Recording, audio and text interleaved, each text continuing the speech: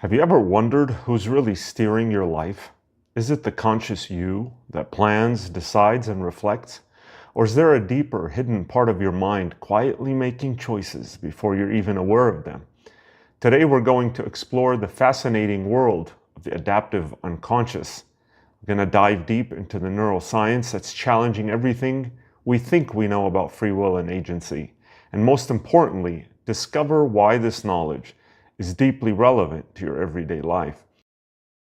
So the two minds, conscious versus the unconscious. Modern psychology shows our minds operate on two interconnected but distinct levels. The conscious mind, your inner voice, the planner, analyzer, storyteller. The conscious mind is slow, deliberate, and reflective. It's the part you hear when you're thinking things through, making plans, or reflecting on your day. It's slower, but it can step in and change course, break old habits, and help you grow, because everybody's growing today, right? Everybody's changed. Then there's the adaptive unconscious. It's fast, it's automatic, efficient, handling most of your daily decisions, perceptions, and behaviors without your awareness. It's the reason you could drive home on autopilot or sense when something's off in a conversation or a person, maybe a bad date, even if you can't explain why, but it can be rigid and stuck in its ways. So the unconscious is like your backstage crew running the show behind the scenes. And the conscious mind is like the spokesperson, explaining and justifying choices after they've been set in motion. Together, these two systems shape everything you do, often without you even realizing. So, what is this illusion of control that we now are led into? We love to believe we're in charge of our actions, but research shows that much of our behavior is driven by unconscious processes. The conscious mind often acts as the narrator, rationalizing decisions that have already been made, right? Just like those people that are blameless. They can never do any wrong, and meanwhile, they leave death and destruction in their trail.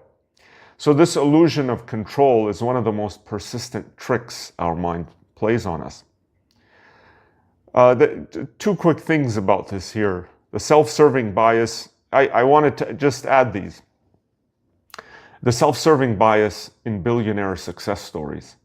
So one of the most fascinating ways that this illusion of control shapes our lives is through self-serving bias. This is the tendency to attribute our successes to our abilities, effort, character, our business prowess, while blaming failures on external factors like bad luck, unfair circumstances, or the actions of others. For instance, many billionaires and high-profile entrepreneurs often credit their personal genius, their vision, or their relentless work ethic for their massive success. However, their stories frequently involve significant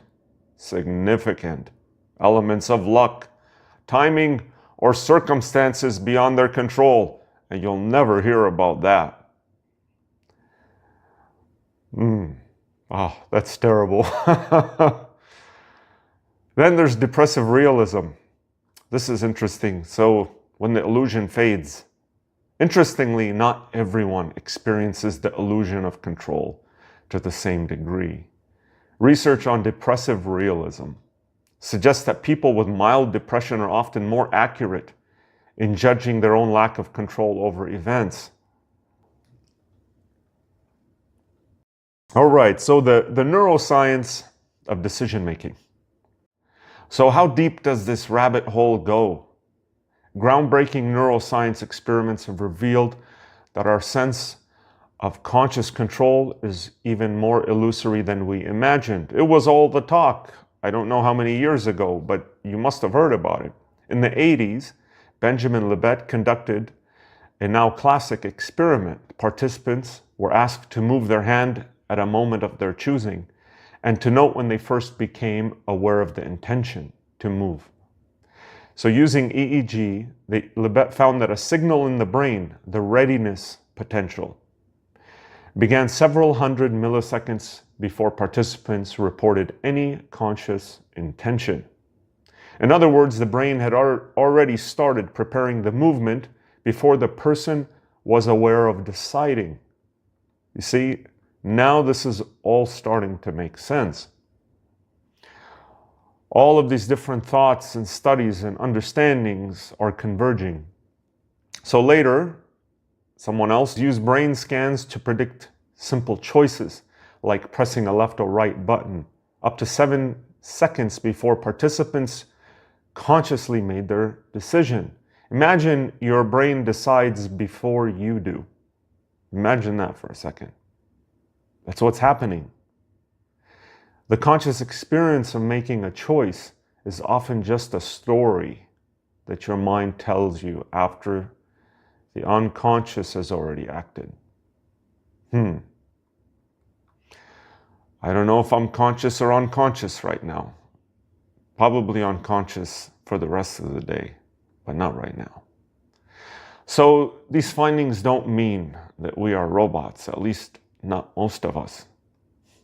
But they do challenge the everyday notion of free will. Our sense of being in charge is, at least in part, a narrative constructed after the fact.